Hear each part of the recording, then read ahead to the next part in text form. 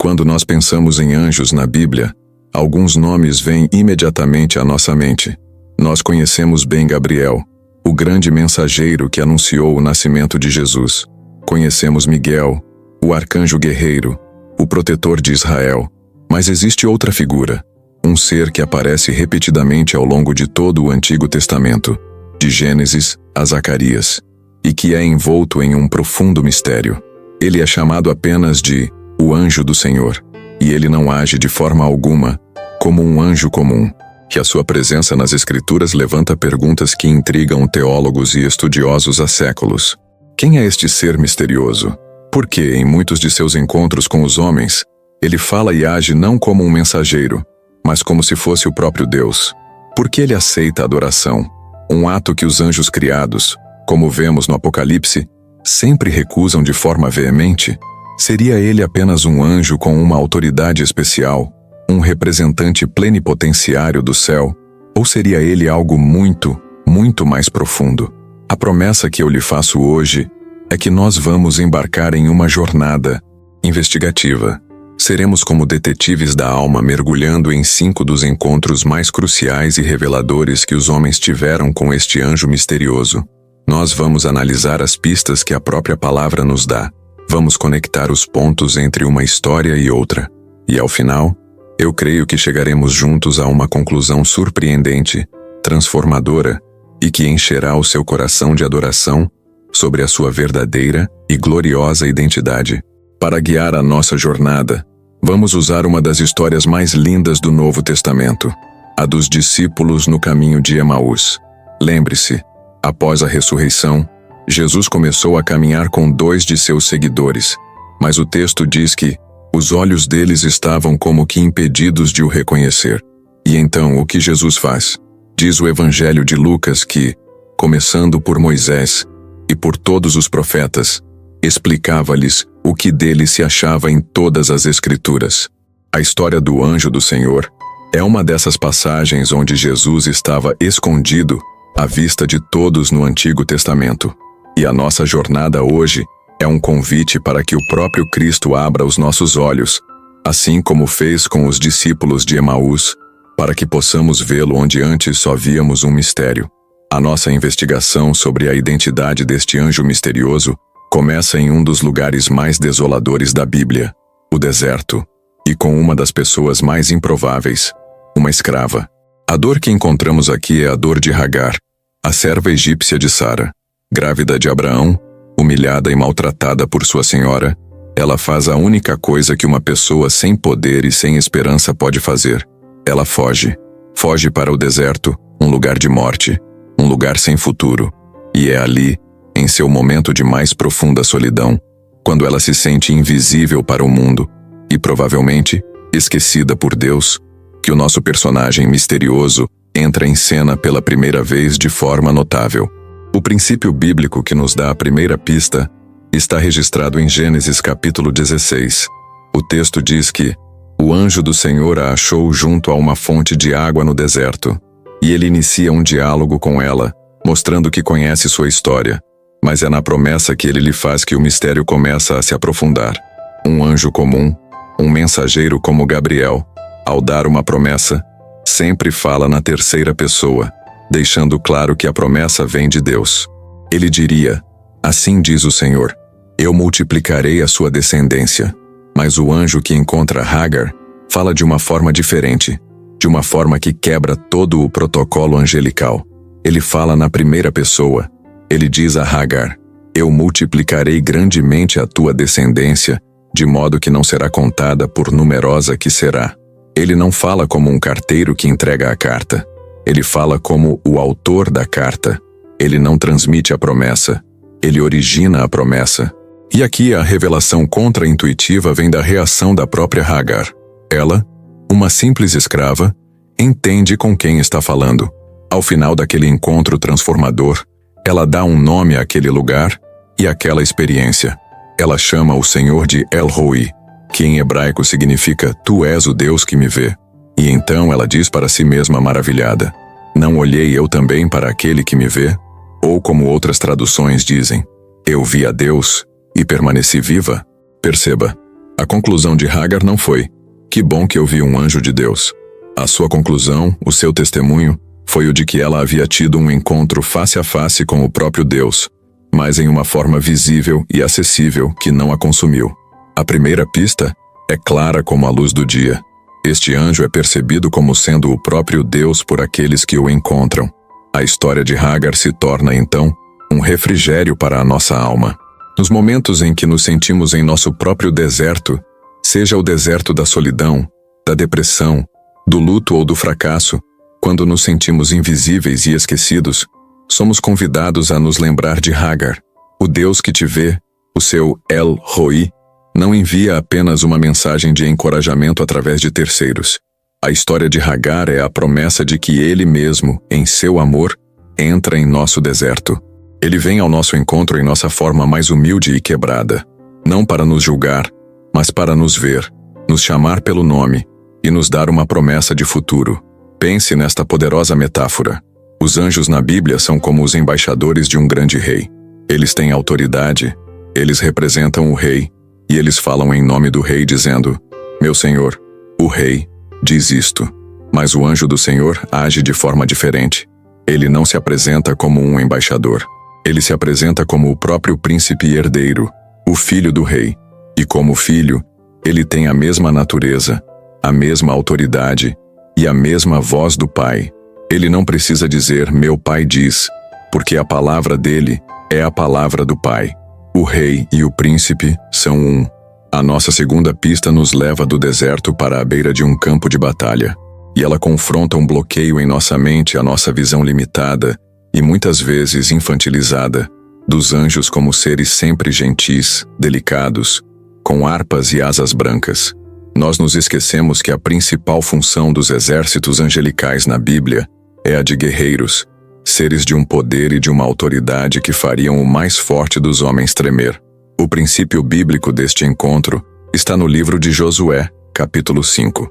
Josué, o novo líder de Israel, está perto de Jericó, a primeira e maior fortaleza a ser conquistada na terra prometida. E como um bom general, ele está provavelmente analisando o inimigo, planejando a sua estratégia de ataque. E de repente, ele levanta os olhos e vê um homem em pé diante dele, com uma espada desembainhada na mão. A reação de Josué é a de um soldado. Ele vai até ele e faz a pergunta militar óbvia: "És tu dos nossos ou dos nossos inimigos?" E a resposta que ele recebe é surpreendente e desafiadora. O ser responde: "Não, mas venho agora como príncipe ou comandante do exército do Senhor." E aqui, uma quebra de expectativa fundamental acontece. Este ser celestial não veio para se juntar ao exército de Josué. Ele não veio para ajudar Josué a executar o plano de Josué. Ele veio para assumir o comando. A resposta dele, na prática, foi: "A pergunta não é de que lado eu estou. A pergunta é de que lado você está. Porque a batalha não é sua, a batalha é do Senhor." E para selar a sua autoridade, este comandante então dá a Josué a mesma e exata ordem que o próprio Deus deu a Moisés na sarça ardente: "Descalça as sandálias dos teus pés, porque o lugar em que estás é santo."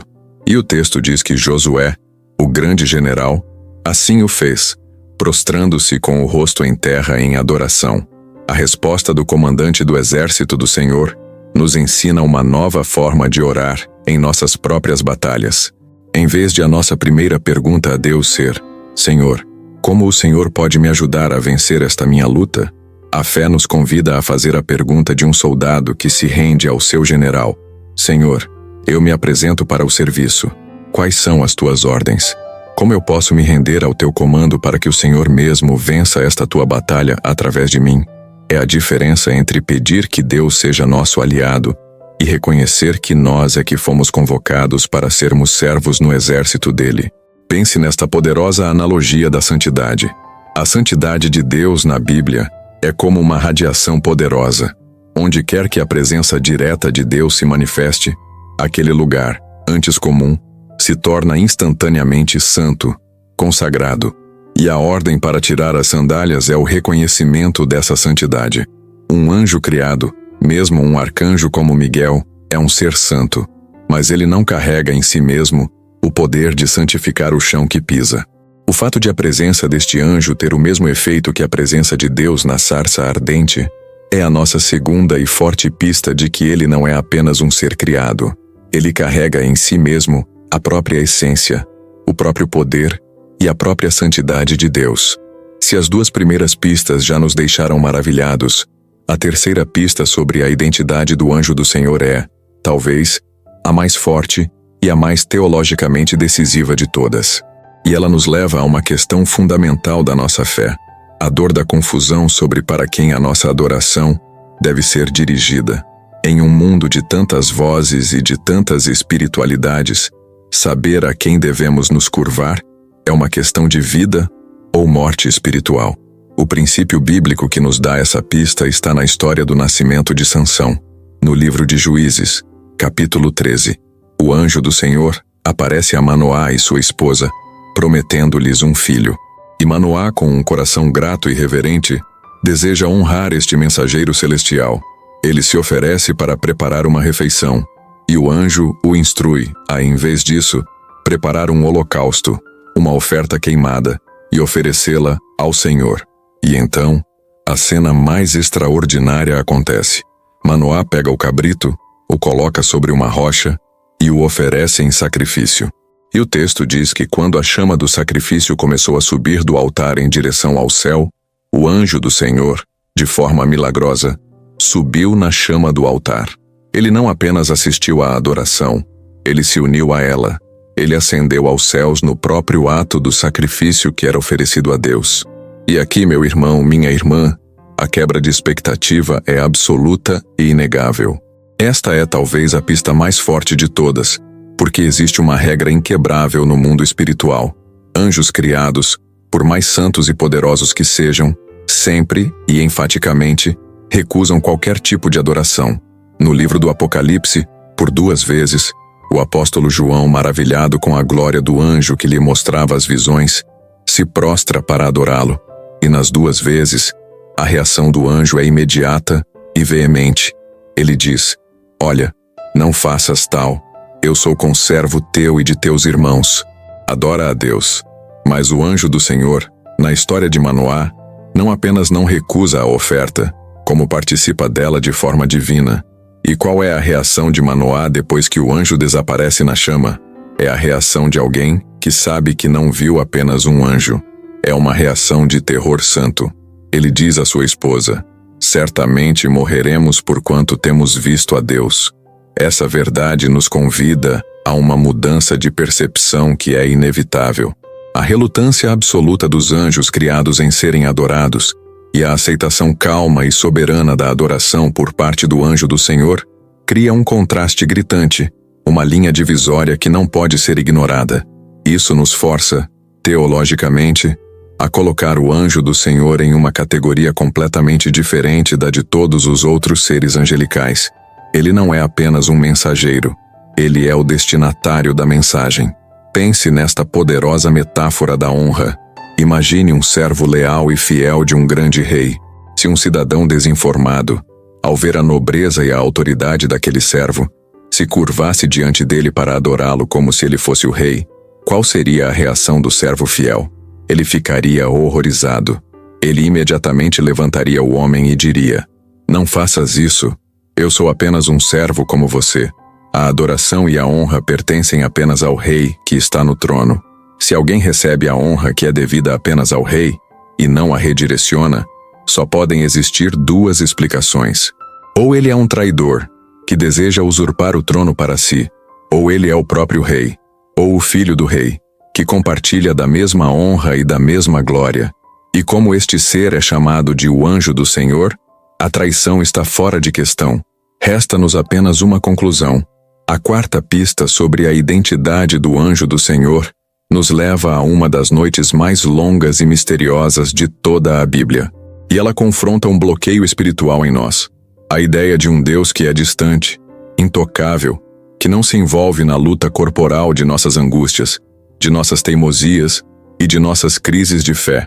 O princípio bíblico para esta pista está na história da luta de Jacó em Gênesis capítulo 32.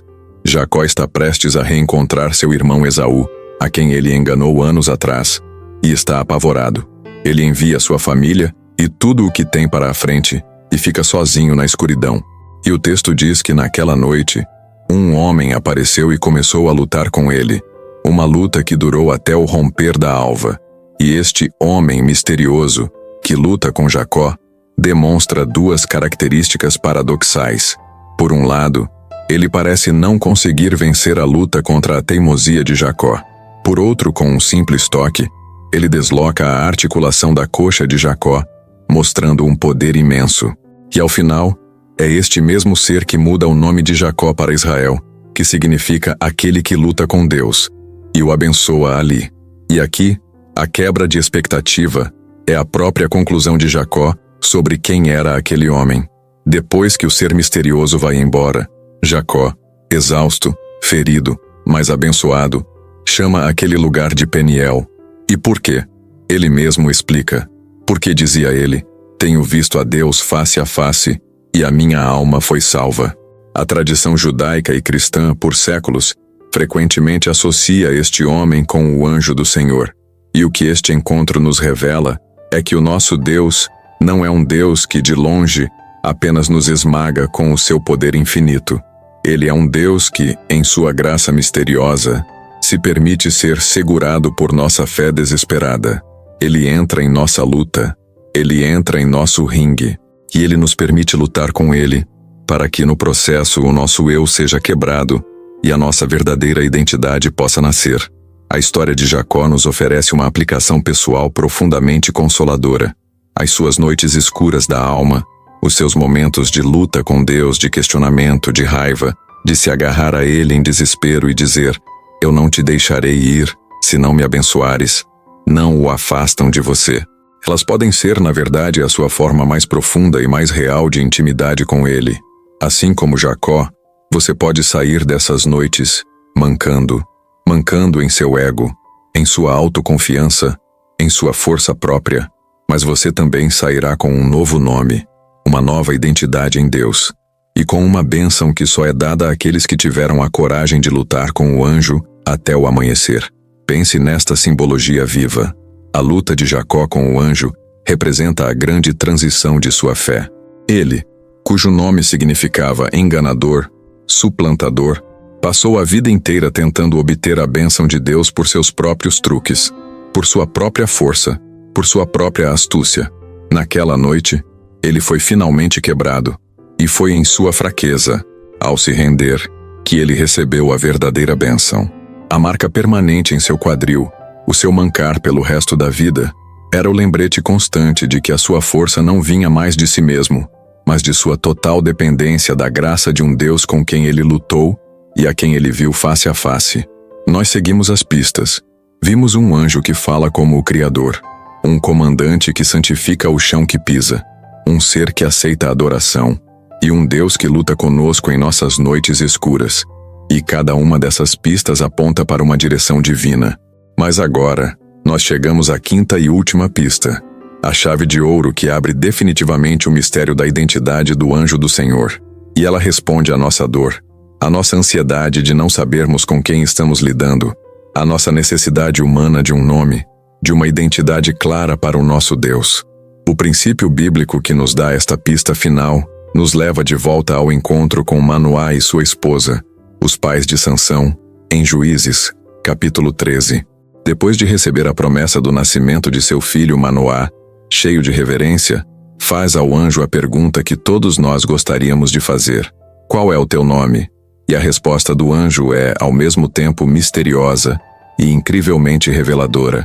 Ele diz: por que perguntas assim pelo meu nome, visto que é maravilhoso?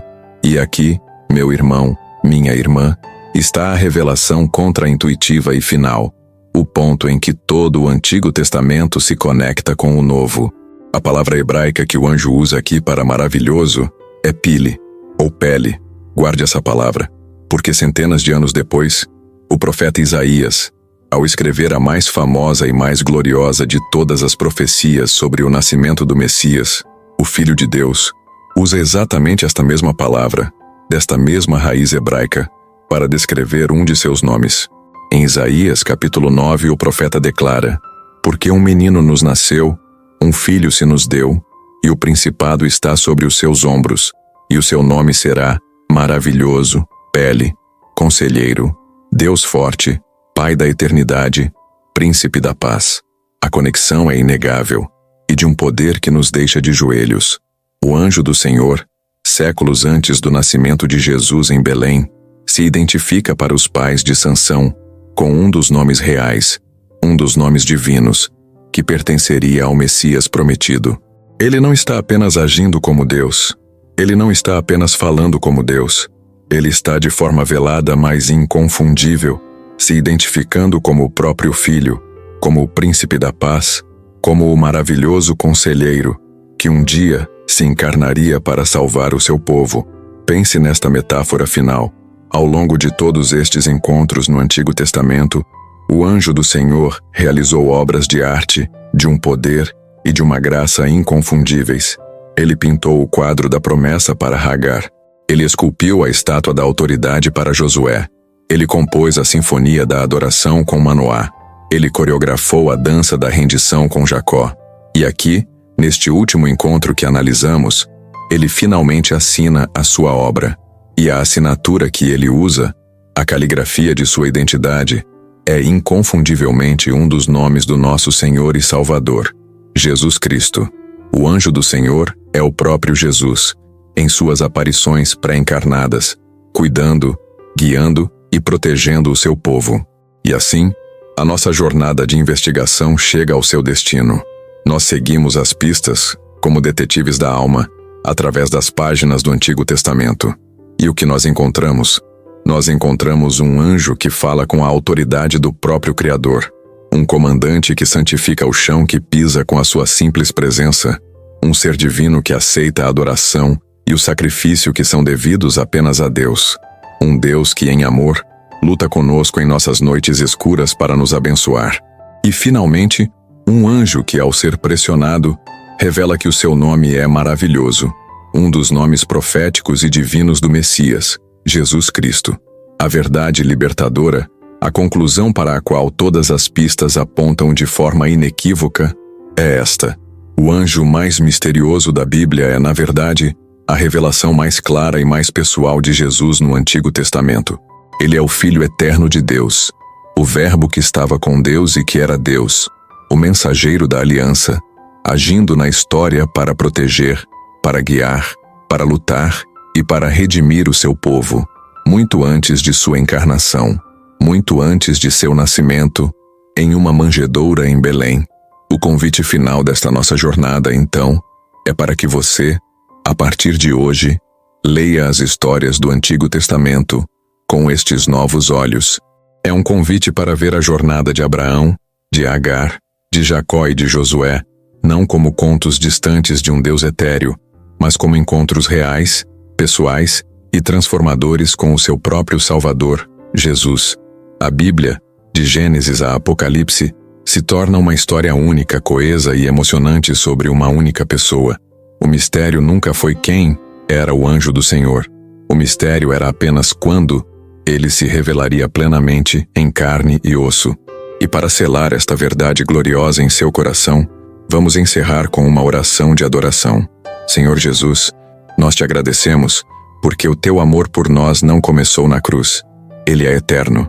Obrigado por ter sido o anjo que encontrou Agar no deserto. Obrigado por ter sido o comandante que fortaleceu a Josué. Obrigado por ter sido o Deus que lutou com Jacó e o abençoou. Que o nosso coração hoje se encha de uma nova admiração e de um novo amor por ti. Que possamos te adorar não apenas como o Jesus dos Evangelhos, mas como o Cristo eterno, o anjo do Senhor, o comandante dos exércitos celestiais, o nosso conselheiro, o nosso Deus forte, o nosso príncipe da paz, aquele cujo nome foi, é e para sempre será maravilhoso. Amém.